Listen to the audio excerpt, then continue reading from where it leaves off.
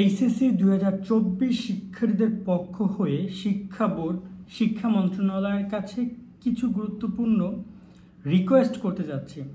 হয়তোবা আমাকে তোমরা অনেকে চেনো, আবার অনেকে নাও চিনতে পারো। আমি পড়াশোনা নিয়ে কাজ করছি, তোমাদের অনলাইনে পড়াচ্ছি, এই এডুকেশনাল ইনফরমেশনগুলো তোমাদেরকে শেয়ার করছি যাতে করে তোমরা একটা ভালো রেজাল্ট করতে পারো।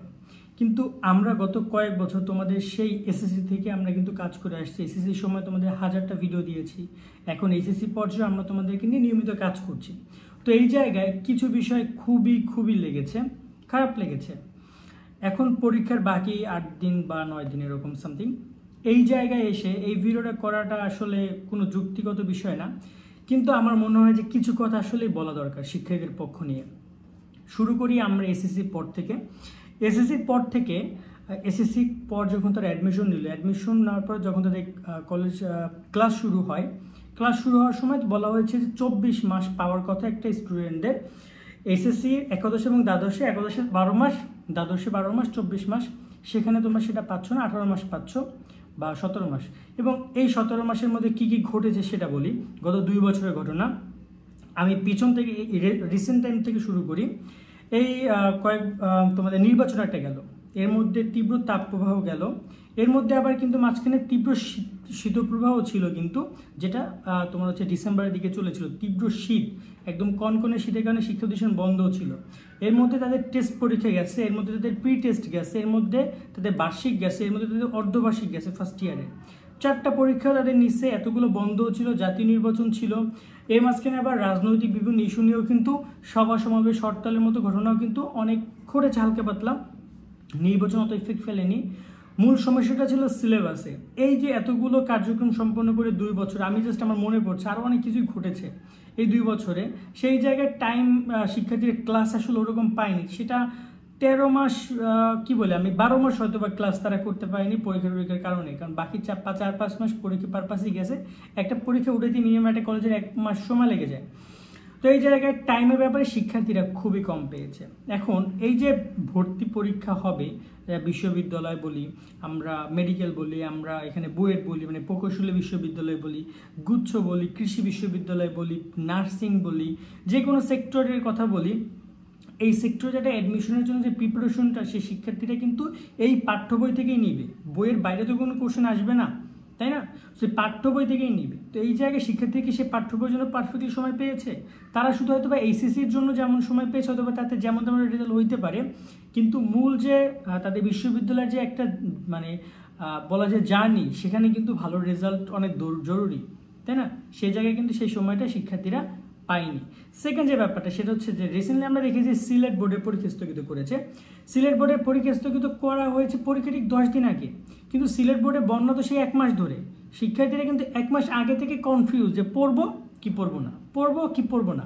কারণ তাদের দ্বারা দেখতেছে তারা এক প্রকার পানিতে ভেসে যাচ্ছে, আবার অন্যদিকে তাদের পরীক্ষাও লাস্টে এসে তারা এই যে একটা মাস কিন্তু তারা মানসিকভাবে টর্চার সেল করেছে।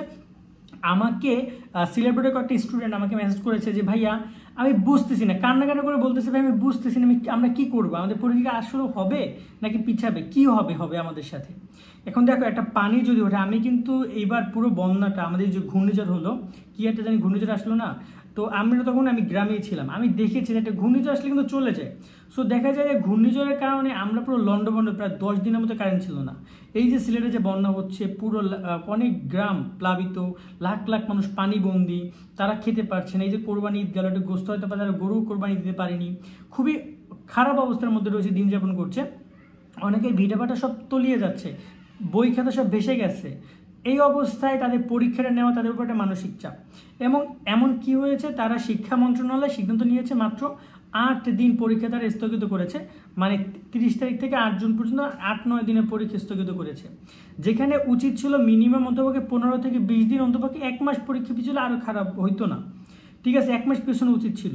এখন এই জায়গায় অনেকেই বলতে পারো যে তাহলে জেনারেল বোর্ডের শিক্ষার্থীদের সাথে কী হবে, তাদেরও পরীক্ষা পিছিয়ে দেওয়া হোক। তো সিলেট বোর্ডের শিক্ষার্থীরা তো অনেক বেশি সাফার করবে। তারা তো বন্যার কারণে তারা 1 মাস পরীক্ষা পিছিয়ে নিচ্ছে, তাদের তো বন্যা এমন না যে তারা শুয়ে বসে আছে মজার মাস্তি করতেছে, তাদের 1 মাস পিছিয়ে গেছে, তারা এখন ট্যুরে গেছে জাফলংয়ে, ঠিক আছে? এমনটা তো না। তারা এই মুহূর্তে খুবই কষ্টে আছে, তাদের পরীক্ষাটি পিছিয়ে নিছে, তাও মাত্র 8 দিন। আবার দেখা যায় যে বিশ্ববিদ্যালয়ে ভর্তির ক্ষেত্রে কিন্তু তারা সেই সময়টা কম পাচ্ছে। সো ওভারঅল সব লস পুরোটাই লস সিলেট বোর্ডের শিক্ষার্থীদের। একটা মানসিক প্রেশার, কম সময় পরীক্ষায়, আবার হচ্ছে গিয়ে দেখা যায় যে তোমার বিশ্ববিদ্যালয়ে ভর্তির ক্ষেত্রেও কম সময় পাচ্ছে। আবার অনেক শিক্ষার্থী আমাদেরকে বলছে যে ভাইয়া আমরা কি করবো, আসলে আমার মাথায় কাজ করতেছে না। বিশেষ করে জেনারেল অন্যান্য যে বোর্ড 8টা বোর্ড রয়েছে, বিশেষ করে আমি যদি কথা বলি এখানে ঢাকা বোর্ড, ময়মনসিংহ বোর্ড, তারপরে এখানে সিরাজগঞ্জে অনেক জায়গায় পানি উঠেছে, বিশেষ করে ভৈরব, তারপর নেত্রকোনা, ময়মনসিংহের বিভিন্ন জায়গায় পানি কিন্তু সেখানে প্লাবিত হচ্ছে। বিশেষ করে আবার এখানে আমি দেখছিলাম যে টেকনাফের কয়েকটা জায়গায় তলিয়ে গেছে। তো এই সব জায়গায় শিক্ষার্থীরা অনেক বেশ কনফিউজ। আমার মনে হয় এই যে চিন্তাভাবনাগুলো, এই যে শিক্ষার্থীদের কনফিউশন, এর মধ্যে তারা কিন্তু পরীক্ষার পেছনে আন্দোলন করেছে, যেখানে শিক্ষা মন্ত্রণালয় বা শিক্ষামন্ত্রী বা মন্ত্রণালয় কেউ কোনো ব্যক্তিবর্গ একটা সিঙ্গেল তারা কিন্তু যে একটা বিবৃতি যে না বাবা তোমরা পড়ালেখা করো দরকার নেই, এইটুকু কিন্তু কেউ বলেনি। আমার মনে হয় আমি দেখেছি তারা প্রেস ক্লাবে গেছে, তারা শিক্ষা বোর্ডের কাছে বিজ্ঞপ্তি দিয়েছে, এমনকি অনেক কার্যক্রম তারা করেছে যতটুকু তাদের দিয়ে হয়। এখানে সব শিক্ষার্থীরা তাদের সাথে অ্যাটেন্ড করেনি, যারা করেছে তারা যতটুকু পেরেছে তারা ওই কাজটুকু করেছে। তো এই জায়গায় কি দেখা গেল যে শিক্ষা মন্ত্রণালয় চাচ্ছে পরীক্ষা নেওয়ার, হ্যাঁ নিবে তো, অন্তপক্ষে আমার মনে হয় একটা মাস পরীক্ষা পিছলে একটা সবার একটা সলিউশন হয়। যারা তো কনফিউজ রয়েছে, যাদের পড়াশোনাটা অত ভালো নাই, তারাও একটা দিক বেদিকে একটা মানে সলিউশন সেটার দিকে আসে যে না আসলে এইভাবে হচ্ছে, একটা মাস সময় আমার মনে হয় শিক্ষা মন্ত্রণালয়ের দেওয়া উচিত, পরীক্ষাটা স্থগিত করা উচিত। এখন এই ব্যাপারে অনেকেই বলতে পারে যে কেন দরকার, কি দরকার। দেখো হচ্ছে কি, যখন নিজের গায়ে কাটা না মানে বাঁধে ততক্ষণে বোঝা যায় না যে কষ্টটা কি। তো যে সকল শিক্ষার্থীরা অনলাইনে কথা বলছে, অনেকেই রিয়েক্ট দিচ্ছে, অনেকে বলতেছে কি এমন কি, তাদেরকে বলতেছি শোনো বাস্তবতা ভিন্ন, একটা এসএসসির রেজাল্ট অনেকের জন্য অনেক গুরুত্বপূর্ণ। তো এই জায়গায় হয়তোবা ওরা সেই পরিস্থিতির মধ্যে আছে যেখানে ওরা পরীক্ষা স্থগিত বলছে। আর এমন না যে ওরা চাচ্ছে যে অটো পাস দিয়ে দাও, যেটা গত কয়েক বছরে যে প্রবণতা আমরা দেখেছি। তোমরা হয়তোবা দেখেছো যে এসএসসিতে অটো পাস দিয়েছে, অনেকগুলো সাবজেক্ট এক্সামই হয়নি, কত ফালতু মূল্যায়নও করেছে শিক্ষা বোর্ড, শিক্ষা মন্ত্রণালয়। সেখানে এক মাস পরীক্ষা পেছনোটাকে কোনোভাবে আমি মনে করি না যে খারাপ কিছু। এক্ষেত্রে শিক্ষা বোর্ডের কর্মকর্তা, শিক্ষা মন্ত্রণালয় কর্মকর্তাদের রিকোয়েস্ট করব আপনারা এই ব্যাপারটা আরো একবার ভেবে দেখেন, শিক্ষা মন্ত্রণালয় বা শিক্ষামন্ত্রীর সাথে কথা বলেন, বা তারা এই ব্যাপারে বৈঠক একটু নিয়ে দেখুক যে পরীক্ষার পেছনে যায় কিনা। যদি পরীক্ষার পেছনে যায়, কারণ এর আগে কিন্তু আগস্টে পরীক্ষা হয়েছে গত বছর, তো এবছর আগস্টে পরীক্ষা হলে আহামরি কোনো সমস্যা হবে না। আমার মনে হয় যে আগস্টের 1-2 তারিখে পরীক্ষার কোনো সমস্যা হবে না, একটা মাস শিক্ষার্থীরা টাইম পেতেই পারে। তারপর হয়তো বা সামনের বার যদি আগস্টে পরীক্ষা, তারপর যদি কোনো প্রাকৃতিক দুর্যোগ আসে, তখন হয়তো বা তাদেরকে কোনো ছাড় দেওয়ার দরকার নেই, তখন তাদেরকে পরীক্ষা নিয়ে নিন আপনারা। কিন্তু মনে হয় একটা মাস পরীক্ষা পেছানোর পক্ষে বেশিরভাগ, যদি অনলাইন জরিপ করা হয়, আমরা তো জরিপ করি, আমার স্টুডেন্ট পোলগুলো যখন আমি দিই, যেখানে দেখা যাবে 75% স্টুডেন্ট বলে হ্যাঁ পরীক্ষা পিছনে হোক, আর 25% বলে পরীক্ষা পিছনে দরকার নেই। এখন যে 25% রয়েছে, ওর মধ্যে কিন্তু অনেকে হচ্ছে গিয়ে ছোটরা রয়েছে, মানে যারা তোমাদের পরীক্ষার্থী না। সো যারা তো বোঝে না, তারা অনেকেই এখানে তোমার হচ্ছে ভোট করে।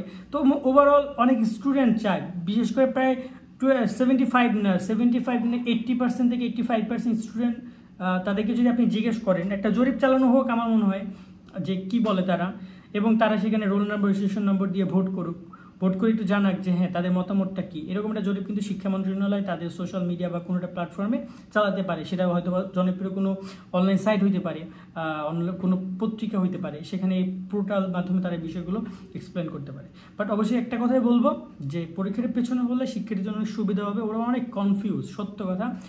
যখন আমরা কমেন্টগুলো দেখি তখন খুবই খারাপ লাগে। তো শিক্ষা মন্ত্রণালয়ের কাছে জাস্ট এইটুকুই আমি বলবো, তারা যেন ব্যাপারে ভেবে দেখে। এবং শিক্ষার্থীদেরকে বলবো, দেখো তোমরা এক হতভাগা ব্যাচ, কিছুই করার নাই। যদি শিক্ষা মন্ত্রণালয়ে পরীক্ষা না পেয়েছো, কিন্তু তুমি আর কি করতে পারবা। তোমার যেটা করতে হবে, তুমি যতটুকু প্রস্তুতি নিয়েছো ততটুকু প্রস্তুতি নিয়ে পড়াশোনা করো বা পরীক্ষা দাও, বাকিটা আল্লাহ ভরসা, আল্লাহ তাআলা যা করে ইনশাল্লাহ ভালোর জন্য করবে। সকলে অনেক ভালো থাকবা। আল্লাহ হাফেজ।